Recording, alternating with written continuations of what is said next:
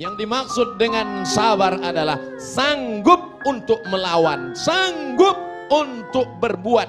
Iradatul intiqam, membalas, tapi dia tetap lawan.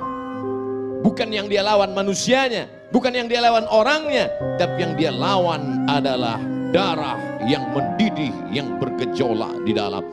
Makanya kita selalu mohon doa kepada para habaib, kepada para ulama. Kalau ketika berjumpa, Habib, tolong saya supaya termasuk orang-orang yang sabar, karena balasan orang yang sabar adalah mendapatkan balasan tak terhitung jumlahnya. A'dadtu li'ibadiyas salihin, aku siapkan untuk hambaku yang soleh. Apa yang disiapkan Allah? Mala a'yunun ra'at, belum pernah terlihat mata. Wala udhunun sami'at, belum pernah terdengar telinga. Wala khatala ala qalbi bashar, belum pernah terlintas di hati manusia. Nampaknya bapak-bapak semuanya mendapatkan ini insya Allah. Ibu-ibu sama juga. Makanya bapak-bapak sabar. Ustaz Somad, itu bapak itu kelihatannya orangnya sudah tidak kena azab kubur lagi Pak Ustaz. Loh, kok bisa begitu? Saking dia sudah menderitanya menghadapi istrinya di dunia. Pernah nggak dengar seperti itu? Pernah bapak? Ada orang yang begitu sabar menghadapi, saking sabarnya dia, setengah dari azabnya sudah diterima di dunia. Sehingga di akhirat ketika semua orang mendapatkan azab, ini azab kamu, ini azab kamu. Lalu orang ini kata Allah, azab kamu DP-nya sudah diambil dunia. Ini tinggal cash-nya saja. Sedangkan kita semua tidak mau mendapatkan azab sama sekali. Maka doa kita, Rabbana atina fid dunya hasanah wa fil akhirati hasanah wa qina adzabannar. Di dalam kamus Lisanul Arab, kamus lengkap bahasa Indonesia Purwadarminta, sejengkal. Tapi kamus Ibnu Manzur bahasa Arab semeter. Apa dikatakan di sana marah itu? As-sulbah, keras. As-sohrah, batu yang keras. Itulah amarah. Karena dia menggumpal menjadi dendam kesumat. Sebelum mati dia berpesan kepada anaknya, sini sebentar anakku, sini sebentar. Ada apa ma? Kamu kalau nanti saya mati, jangan nikahkan anak cucumu 7 turunan dengan anak tetangga kita.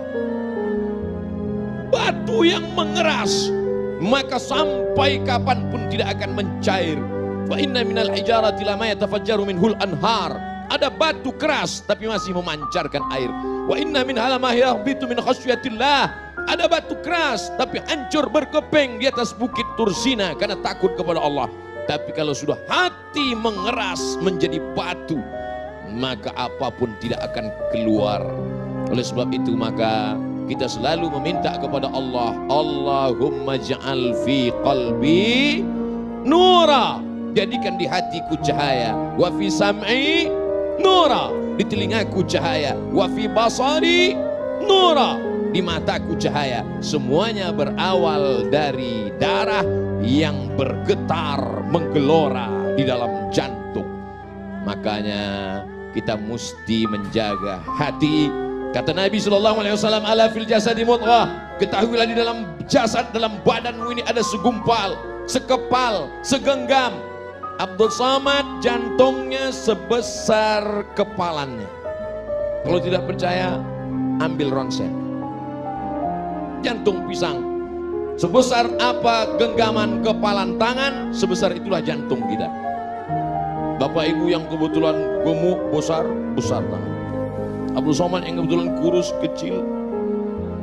Orang gemuk itu sebenarnya adalah orang kurus yang hatinya selalu tersakiti.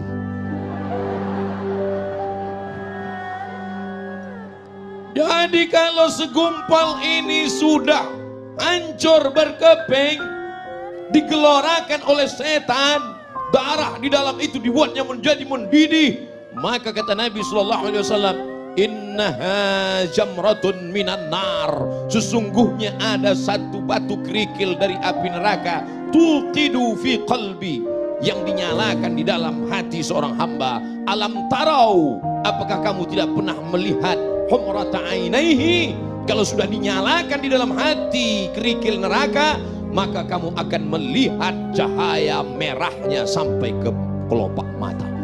Makanya merah mata dia. Oleh sebab itu maka kita selalu jaga hati ini.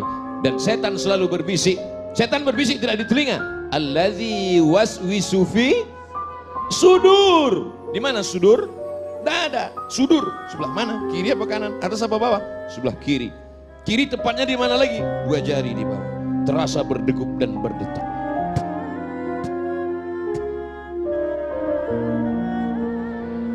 Kalau mikrofon yang mahal biasanya kedengaran. Iya. Oleh sebab itu maka ini harus kita jaga senantiasa. Dengan apa menjaganya? Ala bizikrillah. Dengan banyak-banyak berzikir mengingat Allah, tatmainnul qulub. Yang bergojak tadi, yang menyala tadi, yang mendidih tadi, kalau kita mau tenangkan, bagaimana cara menenangkannya? Zikir, zikir, zikir. Kalau ada yang terkena musibah, meninggal anaknya, terbakar rumahnya, apakah dia marah kepada Allah? Tidak. Dia sabar. Kalau ada di antara ibu yang suaminya dilarikan orang, tetap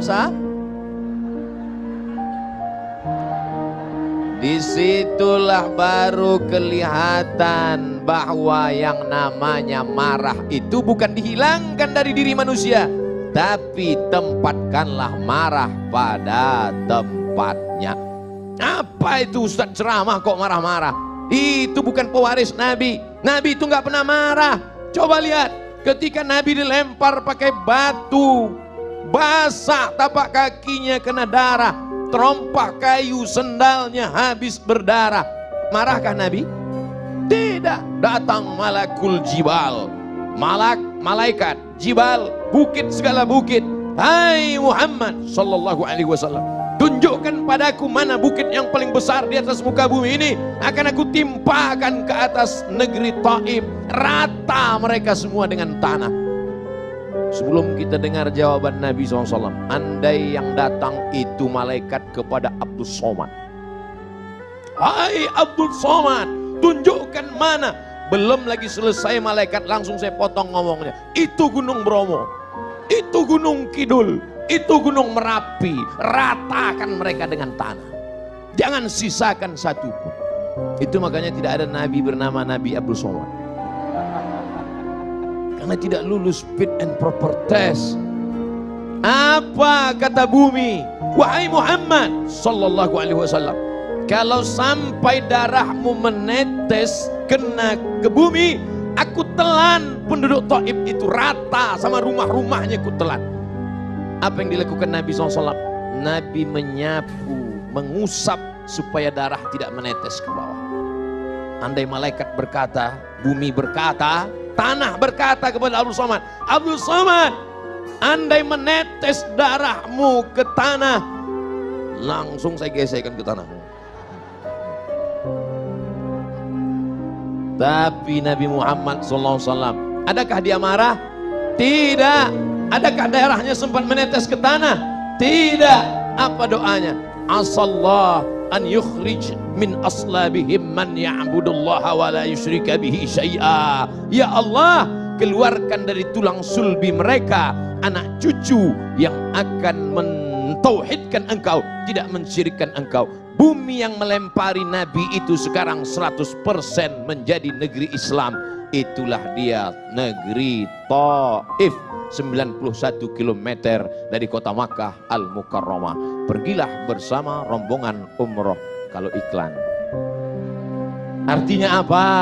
Perjalanan hidup ini ada kalanya Nabi tidak pernah marah. Ketika pada perang Uhud, sahabat mengelilingi baginda Nabi Muhammad sallallahu alaihi wasallam.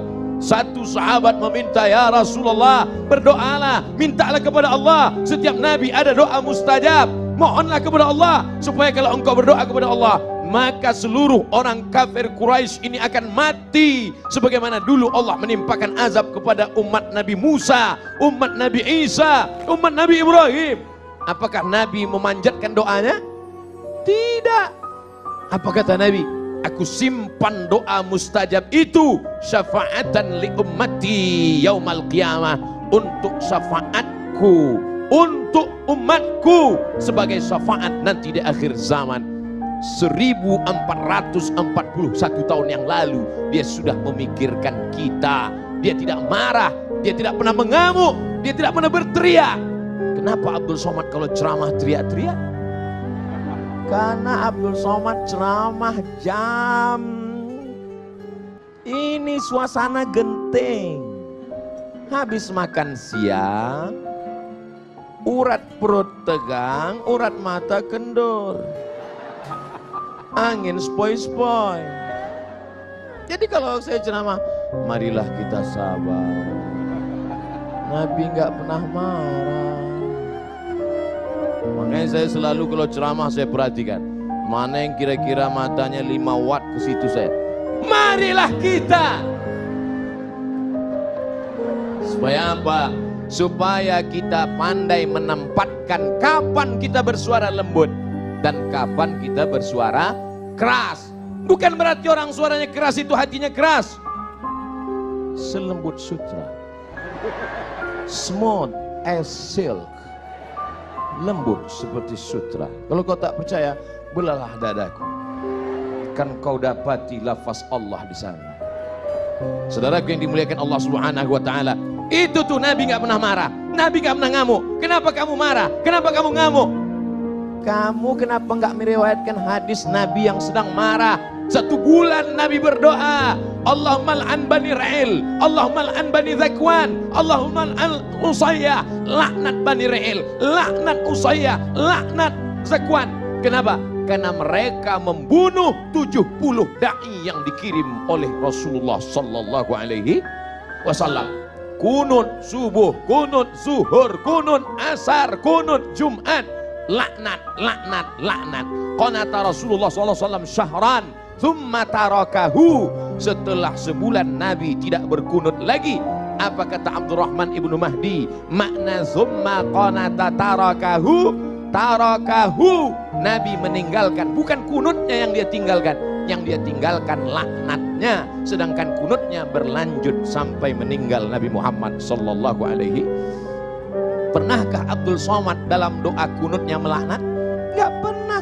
Allahumma hadina fi man hadait, amin, wa afina fi man afait, amin, wa tawallana fi man tawallait, amin, wa barik lana fi ma a'tait, amin, wa qina bi rahmatika syarra ma qadait, amin. Sisanya pujian kepada Allah. Fa innaka taqdi wa la yaqda 'alaik wa innahu la yadhillu man walaik wa la ya'izzu man 'adait tabarakta rabbana wa ta'ala falakal hamdu 'ala ma qadait nastaghfiruka wa natubu ilaik. Bagi yang hafal, yang enggak hafal gerak-gerak yang bulat. Bagaimana kalau Abdul Somad kunut subuh, kunut zuhur, kunut asar berdoa, Allahumma al'an Israel, Allahumma al'an, pokoknya laknatlah semua yang menzolimi, yang menganiaya, yang mengkriminalisasi ulama, yang menyudutkan orang-orang soleh, laknat. Kira-kira kalau kita baca doa kunut subuh, kunut zuhur, kunut asar, kunut maghrib, kunut isya, apa kata orang? Itu imam radikal. Padahal kita sedang marah.